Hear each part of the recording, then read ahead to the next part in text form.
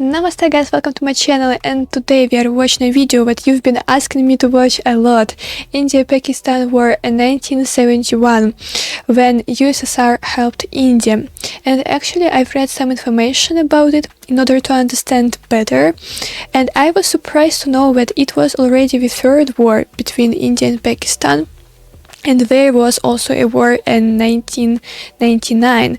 So guys, this video is going to be rather long. Give me a thumbs up and let's go. 16 दिसंबर 1971 पाकिस्तान के करीब 90,000 soldiers India के सामने surrender कर देते हैं। इस सरेंडर के साथ इंडिया पाकिस्तान वॉर अब खत्म हो चुकी थी। पाकिस्तान दो हिस्सों में टूट चुका था और जन्म हुआ था एक नए देश बांग्लादेश का। पर आखिर इस वॉर की शुरुआत हुई क्यों? कौन सी ऐसी मिलिट्री स्ट्रेटजीज थी जिसका यूज करके इंडिया ने ये वॉर जीती? क्या है 1971 वॉर की पूरी कहानी? आइए जानते हैं इस वीडियो में। पाकिस्तान का दो हिस्सों में टूटना शायद तभी लिखा जा चुका था जब पाकिस्तान बना था। 1947 में इंडिया के पार्टीशन के बाद पाकिस्तान दो जियोग्राफिकली सेपरेटेड हिस्सों में बना था, वेस्ट पाकिस्तान और ईस्ट पाकिस्तान, जो एक दूसरे I want to say that it's really crazy that Pakistan was divided into two parts and India was just in between these parts. 2000 kilometre दूर थे। ईस्ट पाकिस्तान की पॉपुलेशन एक्चुअली वेस्ट पाकिस्तान से ज्यादा थी, लेकिन पूरी पॉलिटिकल पावर वेस्ट पाकिस्तान में concentrated थी। वेस्ट के लोग और पाकिस्तान की गवर्नमेंट शुरुआत से ही ईस्ट पाकिस्तान के लोगों के साथ डिस्क्रिमिनेशन करते थे। कम पॉपुलेशन होने के बावजूद बजट का 70% हिस्सा वेस्ट पाकिस्तान को मिलता था। ऑल्सो दोनों हिस्सों में मेजोरिटी लोग तो मुस्लिम थे, लेकिन उनकी लैंग्वेज काफी डिफरेंट थी। जहां वेस्ट में ज्यादातर लोग उर्दू और पंजाबी बोलते थे, वहीं ईस्ट पाकिस्तान के ज्यादातर लोग बंगालीज थे और बंगाली लैंग्वेज ही बोलते थे। लेकिन 1948 में पाकिस्तान गवर्नमेंट ने इन बंगालीज पे उर्दू इंपोज करने की कोशिश की। उन्होंने उर्दू को नेशनल लैंग्वेज डिक्लेयर कर दिया और बंगाली को स्टैम्प्स और करेंसी से हटाना चालू कर दिया। ईस्ट पाकिस्तान में इस लिंग्विस्टिक डिस्क्रिमिनेशन के अगेंस्ट वेस्ट के लिए विद्रोह की भावना जाग गई। लेकिन इन सब के बाद linguistic discrimination is really very bad in my opinion. 20 सालों तक पाकिस्तान की सिचुएशन काफी हद तक स्टेबल थी, पर ये सिचुएशन बहुत जल्द बदलने वाली थी। कट टू 1969, पाकिस्तान में एक मिलिट्री रूल चल रहा था। कंट्री के प्रेसिडेंट और मिलिट्री के हेड थे जनरल याह्या खान। याह्या खान ने अनाउंस किया कि वो जल्द ही पाकिस्तान में इलेक्शंस करवा के डेमोक्रेसी को वापस लाएंगे। Elections will take place. I have left this decision to the Chief Election Commissioner, who is a complete independent body. और इस बार जो नेशनल असेंबली बनेगी, बेसिकली उनकी जो पार्लियामेंट बनेगी, उसमें पहली बार ईस्ट पाकिस्तान को ज्यादा सीट्स रिप्रेजेंट करेंगी, क्योंकि ईस्ट की पॉपुलेशन भी ज्यादा है। दिसंबर 1970 में ये इलेक्शंस हुए और जब उसके रिजल्ट्स आए तो पूरा पाकिस्तान शॉक में था। ईस्ट पाकिस्तान की एक पॉलिटिकल पार्टी अवामी लीग ने ईस्ट की 169 में से 167 seats, This is a very big number. 313 seats की नेशनल असेंबली में अब उन्होंने मेजॉरिटी मार्क क्रॉस कर लिया था और अवामी लीग के leader Sheikh Mujibur Rahman prime minister बनने वाले थे। मतलब पूरे पाकिस्तान को रूल करने वाला प्राइम मिनिस्टर अब ईस्ट पाकिस्तान से आने वाला था।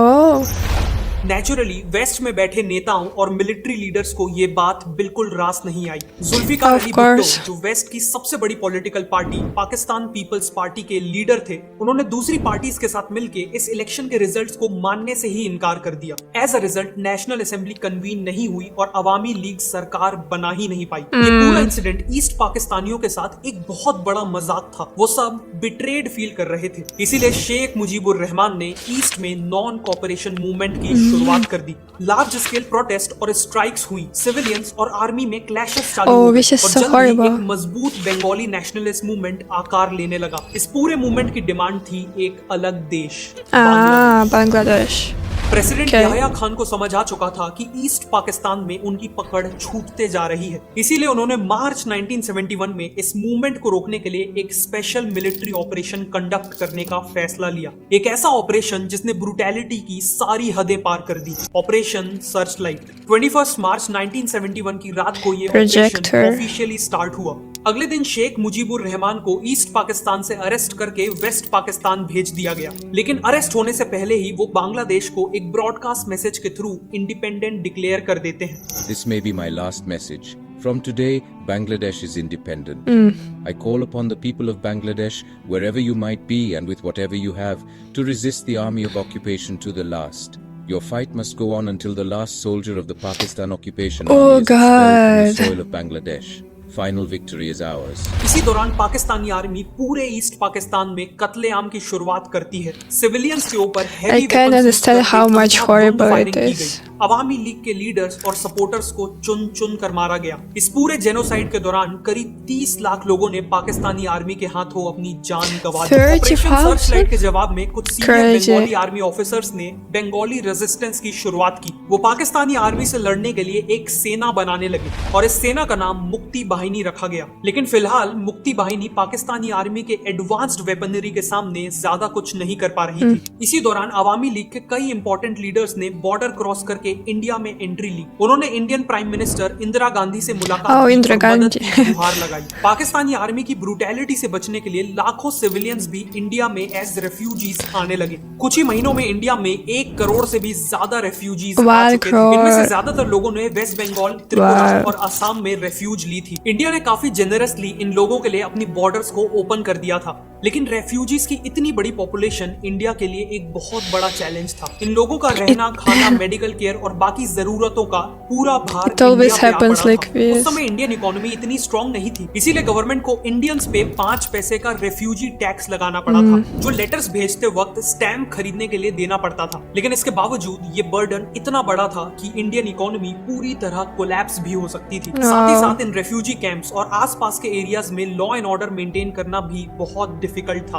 Basically Indian prime minister Indira Gandhi को इस रेफ्यूजी क्राइसिस और ईस्ट पाकिस्तान में चलने वाले जेनोसाइड को रोकने के लिए जल्द ही कुछ करने की जरूरत थी। अप्रैल 1971 में इंदिरा गांधी इंडिया के आर्मी चीफ सैम मानेकशॉ और कैबिनेट मिनिस्टर्स की मीटिंग बुलाती हैं। वो चाहती थी कि इंडियन आर्मी पाकिस्तान के अगेंस्ट एक इमीडिएट मिलिट्री अटैक लॉन्च कर दे, जिससे बांग्लादेश लिबरेट हो सके और रेफ्यूजीज वापस लौट सके। लेकिन सैम मानेकशॉ ने इमीडिएट अटैक करने से साफ इनकार कर दिया, जिसके उन्होंने 2 मेन आर्गुमेंट्स दिए। सबसे पहला आर्गुमेंट था कि इंडियन आर्मी अभी इतना बड़ा अटैक लॉन्च करने के लिए तैयार नहीं है। वो देश के अलग अलग हिस्सों में पोजीशन थी और उसे वॉर के लिए सही जगह में पोजीशन करने के लिए वक्त चाहिए था। इसके अलावा जीत के लिए जरूरी आर्म्स एंड एम्यूनेशंस की सफिशिएंट अरेंजमेंट करने में भी टाइम लगने वाला था। दूसरा आर्गुमेंट था कि इस अटैक के लिए तब का मौसम सही नहीं था। ईस्ट में मई के महीने में मॉनसून का टाइम था, जो वहां के कई एरियाज को दलदल में बदल देने वाला था, जिससे इंडियन आर्मी की मूवमेंट कई गुना स्लो हो जाएगी और पाकिस्तान का डिफेंस कई गुना इफेक्टिव हो जाएगा। साथ ही साथ इस समय बर्फ पिघलने के कारण हिमालय के कई पासेस खुल जाते हैं, जिससे चाइना के लिए इंडिया पे अटैक करना बहुत आसान हो जाएगा और अल्टीमेटली इंडिया को एक 3 फ्रंट वॉर का सामना करना पड़ेगा। सैम मानेकशॉ का ये असेसमेंट इस बात का प्रूफ है कि वो एक ग्रेट मिलिट्री स्ट्रेटेजिस्ट थे। करीब कहानी पे वापस आते हैं। सैम मानेकशॉ के तुरंत वॉर में ना जाने के आर्गुमेंट सुनने के बाद इंदिरा गांधी उनसे सहमत हो गई। उन्हें ये भी पता था कि यूएस और चाइना दोनों पाकिस्तान के साथ हैं और इसीलिए वॉर में जाने से पहले उन्हें किसी भी एक बड़े देश का डिप्लोमेटिक सपोर्ट चाहिए होगा। मीटिंग में डिसाइड होता है कि वॉर में जाने का सबसे सही टाइम आज से 4 महीने बाद करीब लेट नवंबर में होगा। तब तक इंडियन मिलिट्री पूरी तैयारी कर लेगी और इंडियन गवर्नमेंट अपनी डिप्लोमेसी से वर्ल्ड ओपिनियन को पाकिस्तान के खिलाफ करने की कोशिश करेगी, ताकि हो सके तो पाकिस्तान पे इंटरनेशनल प्रेशर बिल्ड हो सके और बिना वॉर के ही बांग्लादेश को आजाद कराया जा सके। 15 मई 1971 को इंडियन आर्मी ने ऑपरेशन जैकपॉट लॉन्च किया, जिसमें उन्होंने खुद अटैक नहीं किया, लेकिन ईस्ट पाकिस्तान की मुक्ति बाहिनी को वेपन्स और ट्रेनिंग्स देने लगे, ताकि वो पाकिस्तानी आर्मी से एक इर्रेगुलर वॉर लड़ सके और उन्हें कमजोर कर सके। इसी दौरान इंडियन फॉरेन मिनिस्टर स्वर्ण सिंह और बाकी कैबिनेट मिनिस्टर्स एक डिप्लोमेटिक कैंपेन लॉन्च करते हैं, जिसमें वो पूरे वर्ल्ड की अलग अलग कंट्रीज में इंडियन डेलीगेशन लेके जाते हैं और वहां की गवर्नमेंट्स को पाकिस्तान पे प्रेशर बिल्ड करने को कहते हैं। यूनाइटेड नेशंस में भी पाकिस्तान के अगेंस्ट एक प्रपोजल रखा जाता है। सभी जगह रेफ्यूजी क्राइसिस के चलते इंडिया को सिंपैथी तो मिलती है, लेकिन कोई भी पाकिस्तान के अगेंस्ट सख्त कदम नहीं उठाता। इवन यूएसए, जो खुद को डेमोक्रेसी का रक्षक बताता है, वो पाकिस्तान को डेमोक्रेसी का मर्डर करने में सपोर्ट कर रहा था। पाकिस्तान यूएसए का क्लोज अलाय तो था ही, साथ में पाकिस्तान यूएसए और चाइना के बीच में डिप्लोमेटिक रिलेशंस बिल्ड करने में एक इंपॉर्टेंट रोल निभा रहा था। इसीलिए यूएस प्रेसिडेंट निक्सन और उनके national security adviser Henry Kissinger Pakistan के अगेंस्ट नहीं जाना चाहते थे। इनफैक्ट वो पाकिस्तान को मिलिट्री और फाइनेंशियल एड तक प्रोवाइड कर रहे थे। इन सब के बीच अगस्त 1971 में इंडिया को एक बड़ी डिप्लोमेटिक जीत हासिल होती है। इंडिया और सोवियत यूनियन ने Indo Soviet friendship and cooperation sign कर ली। मतलब अब इंडिया या सोवियत यूनियन में से किसी एक पे अटैक होने पर दोनों कंट्रीज मिल के उस दुश्मन से लड़ेंगी। वॉर के दौरान ये ट्रीटी इंडिया के बहुत काम आने वाली थी। नवंबर का महीना आ चुका था और इंडिया को ये रियलाइज हो चुका था कि पाकिस्तान इशू को डिप्लोमेटिकली सॉल्व नहीं किया जा सकता और अब इंडिया के पास केवल एक ऑप्शन था और वो ऑप्शन था वॉर। इंडिया को पता था कि वॉर स्टार्ट होते ही पाकिस्तान उन्हें वेस्टर्न फ्रंट से अटैक करेगा ताकि इंडिया को Yeah, it's two front crazy war with लड़नी two पड़े। fronts, इसीलिए like- इंडियन मिलिट्री दोनों ही फ्रंट्स में लड़ाई के लिए तैयार थी। नवंबर के आखिरी हफ्ते में इंदिरा गांधी ने मिलिट्री को अटैक के फाइनल ऑर्डर्स दिए। करीब एक हफ्ते बाद 4 दिसंबर के दिन इंडिया पाकिस्तान पे एक full scale military attack launch करने वाला था। इंडिया की तैयारी देख के पाकिस्तानी प्रेसिडेंट याह्या खान को समझ आ चुका था कि इंडिया किसी भी वक्त ईस्ट पाकिस्तान में अटैक कर सकता है। वो इंडिया को किसी भी हाल में ईस्ट से डिस्ट्रैक्ट करना चाहते थे। इसीलिए उन्होंने पैनिक होकर 3 दिसंबर के दिन ऑपरेशन चंगेज खान लॉन्च कर दिया, जिसमें उन्होंने खुद ही इंडिया पे वेस्ट से अटैक कर दिया। शाम के 5:45 बजे पाकिस्तान के फाइटर जेट्स इंडिया के कई एयरफील्ड्स के ऊपर आ गए। पठानकोट, अमृतसर और आगरा जैसे कई एयर बेसिस पे हैवी बॉम्बिंग हुई। एयरफोर्स में एक सॉर्टी का मतलब होता है टेक ऑफ से लैंडिंग तक एक अटैकिंग ट्रिप। उस दिन पाकिस्तानी एयरफोर्स ने टोटल 50 सॉर्टीज कंडक्ट करी थी, तो करीब 180 बॉम्ब्स गिराए थे। लेकिन इस पूरे अटैक में केवल इंडिया के रनवेज को डैमेज पहुंचा, जिसे इंडियंस ने कुछ ही घंटों में रिपेयर कर दिया। इंदिरा गांधी और बाकी अथॉरिटीज को जब इन अटैक्स के बारे में पता चला तो उन्होंने चैन की सांसें ली। पहले अटैक करके पाकिस्तान ने वॉर का पूरा ब्लेम अपने सर ले लिया था और अब बारी थी इंडिया के जवाब की। रात के 11:15 बजे सैम मानेकशॉ इंदिरा गांधी को ब्रीफ करते हैं और अटैक लॉन्च करने की फॉर्मल परमिशन मांगते हैं। कुछ ही देर बाद इंदिरा गांधी अटैक लॉन्च करने का फाइनल डिसीजन लेती हैं और इसके बाद वो देश को ऑल इंडिया रेडियो के थ्रू एड्रेस करती है। Some hours ago, soon after 5:30 p.m. on the 3rd of December, Pakistan launched a It full-scale hits war hard. against us.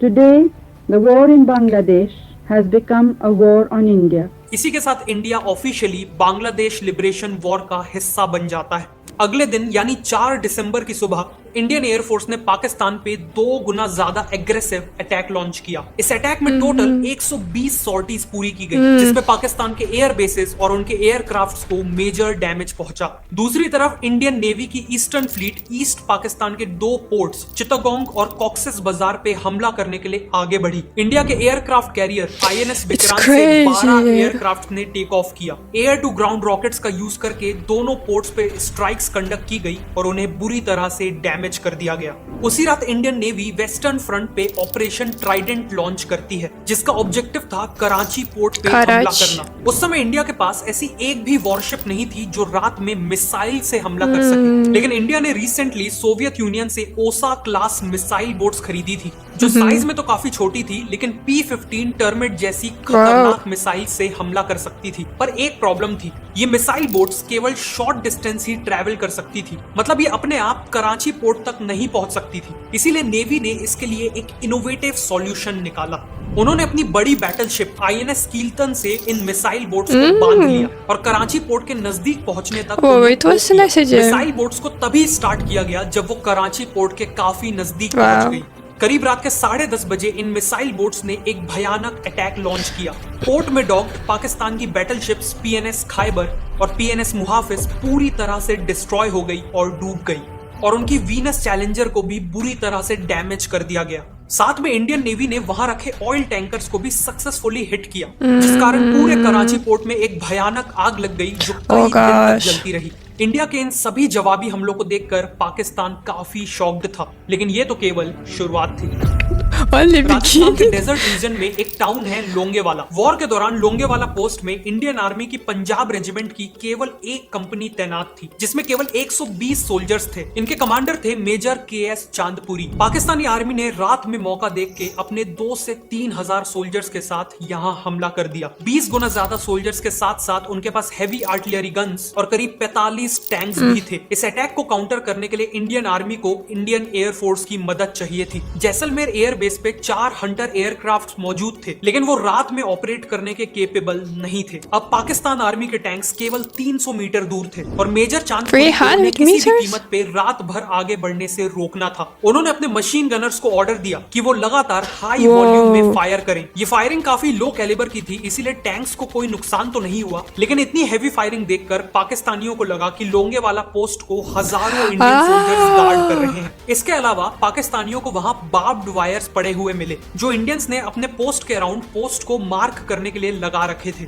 लेकिन पाकिस्तानियों को लगा कि इंडियंस ने बार्ब्ड वायर्स को माइनफील्ड एरिया को मार्क करने के लिए लगाया है। बेसिकली उन्हें लगा कि आगे माइंस लगी हुई हैं जो उनके टैंक्स को डिस्ट्रॉय कर देंगी। पाकिस्तानियों ने डिसीजन लिया कि इतने सारे इंडियन सोल्जर्स से भिड़ना और माइंस को क्लियर करना रात में सही नहीं होगा। इसीलिए उन्होंने अपने अटैक को सुबह होने तक टाल दिया। सुबह होते ही जैसलमेर से एयरफोर्स ने हंटर एयरक्राफ्ट्स का एयर सपोर्ट भेज दिया। इन एयरक्राफ्ट्स ने कई सॉर्टीज लगाई और पाकिस्तानी टैंक्स पे हेवी बॉम्बिंग करी। दर्जनों पाकिस्तानी टैंक्स पूरी तरह से डिस्ट्रॉय हो गए। 6 दिसंबर की रात तक पाकिस्तानी ट्रूप्स को हेवी लॉसेस हो चुके थे और उनकी मदद के लिए भी पाकिस्तानी एयरफोर्स से कोई नहीं आया। अल्टीमेटली एक करारी हार के बाद उन्हें रिट्रीट करना पड़ा। 7 दिसंबर तक इंडियन आर्मी ने ईस्ट में भी मेजर प्रोग्रेस अचीव कर ली थी। ईस्ट पाकिस्तान का पहला मेजर टाउन जैसोर लिबरेट हो चुका था। ये एक बड़ी जीत थी, यहाँ पे पाकिस्तानी एयर बेस मौजूद था जिसे अब इंडियन एयरफोर्स अपने फर्दर अटैक्स के लिए यूज करने वाली थी। बांग्लादेश को पूरी तरह से लिबरेट करने के लिए इंडियन आर्मी को ढाका को कैप्चर करना जरूरी था, क्योंकि ढाका ही ईस्ट पाकिस्तान का कैपिटल था। लेकिन वहां तक पहुंचना आसान नहीं होने वाला था। नॉर्थ ईस्ट सेक्टर से आगे बढ़ने वाली इंडियन आर्मी की ट्रूप्स ने 10 दिसंबर तक सिलहेट टाउन का एरिया कैप्चर कर लिया था और अब उन्हें मेघना रिवर पार करके ढाका की ओर आगे बढ़ना था। लेकिन इनके बीच एक बहुत बड़ा रोड ब्लॉक था, आशुगंज। पाकिस्तान ने आशुगंज में बहुत बड़ी सेना लगा रखी थी ताकि इंडिया मेघना को क्रॉस ना कर पाए। इंडिया को इन्हें हराने में कई दिन लगने वाले थे और साथ में लॉस ऑफ लाइफ तो होगा ही। इसीलिए वहां मौजूद लेफ्टिनेंट जनरल सगत सिंह ने एक ऐसा फैसला लिया जिससे इंडिया बिना लड़े ही आशुगंज जीत गया। इंडियन आर्मी ने अपने MI4 हेलीकॉप्टर्स का यूज किया और 4000 इंडियन सोल्जर्स को सीधा मेघना के पार एयरलिफ्ट कर दिया। आशुगंज को बाईपास किया जा चुका था। वहां पोजीशन पाकिस्तानी आर्मी केवल देखती रह गई और कोई एक्शन नहीं ले पाई। इंडियन आर्मी चारों दिशाओं से आगे बढ़ रही थी और अब इंडिया के लिए ढाका दूर नहीं था।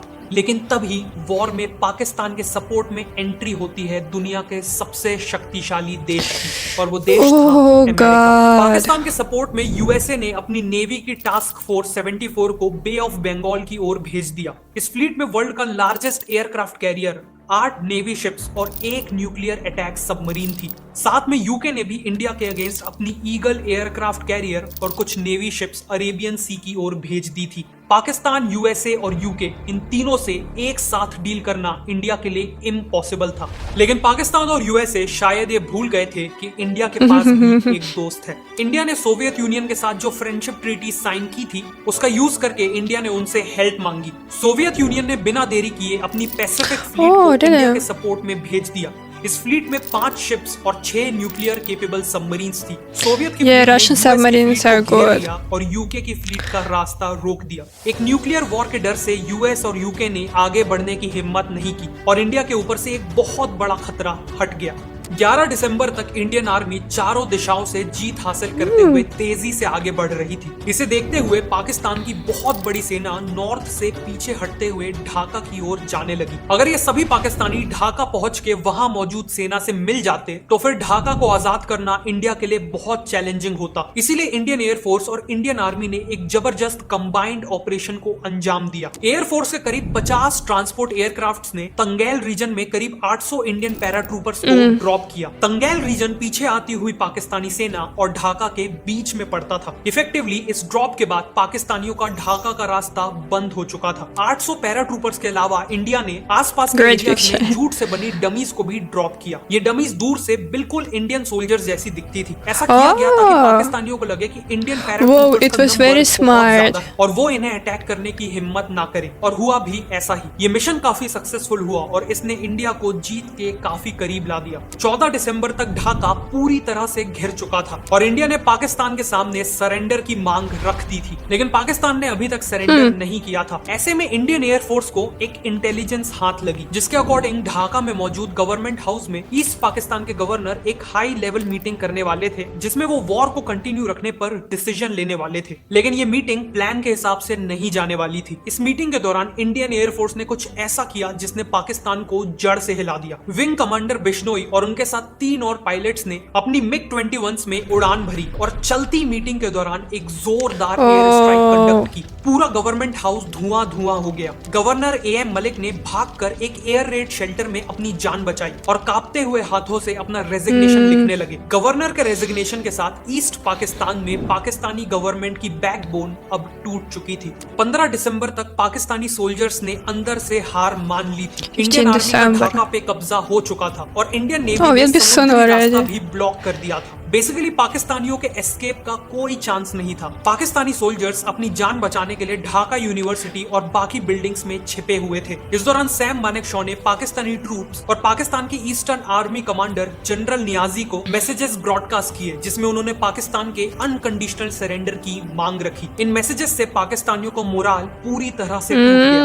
मेजर जनरल जेकब, जो इंडियन आर्मी के ईस्टर्न कमांड के चीफ ऑफ स्टाफ थे, 16 दिसंबर को उन्हें जनरल नियाजी के पास सरेंडर के नेगोशिएशन करने के लिए भेजा गया। कई घंटों के इंटेंस नेगोशिएशन के बाद जनरल नियाजी सरेंडर के लिए तैयार हो गए। उसी दिन ढाका के रमना रेस कोर्स में पाकिस्तान की सरेंडर सेरेमनी हुई। सेरेमनी की शुरुआत में पाकिस्तानी आर्मी ने इंडियन कंटिंजेंट को गार्ड ऑफ ऑनर दिया। फिर जनरल नियाजी ने लेफ्टिनेंट जनरल GS अरोरा की निगरानी में publicly instrument of surrender sign किया और फाइनली रोते हुए अपने एपेलेट और रिवॉल्वर निकाल के जनरल अरोरा को हैंड ओवर कर दिया। ये एक्ट पूरे पाकिस्तानी आर्मी के सरेंडर को सिंबलाइज करता था। इसी के साथ पाकिस्तान के करीब 93,000 सोल्जर्स इंडिया के सामने It's so hard to watch this kind of videos about wars. किसी भी मिलिट्री का सबसे बड़ा सरेंडर था। बांग्लादेश लिबरेशन वॉर अब खत्म हो चुकी थी। Because you like understand that it was really war के बाद इंडिया ने पाकिस्तानी सोल्जर्स को एज प्रिजनर ऑफ वॉर ले लिया और उन्हें जेनेवा कन्वेंशन के अकॉर्डिंग पाकिस्तान भेजने की जिम्मेदारी ली। साथ ही साथ इंडिया ने 1 करोड़ से ज्यादा रेफ्यूजीज के सेफ रिटर्न को फैसिलिटेट किया। अगले कुछ महीनों में शेख मुजीबुर रहमान इंडिपेंडेंट बांग्लादेश के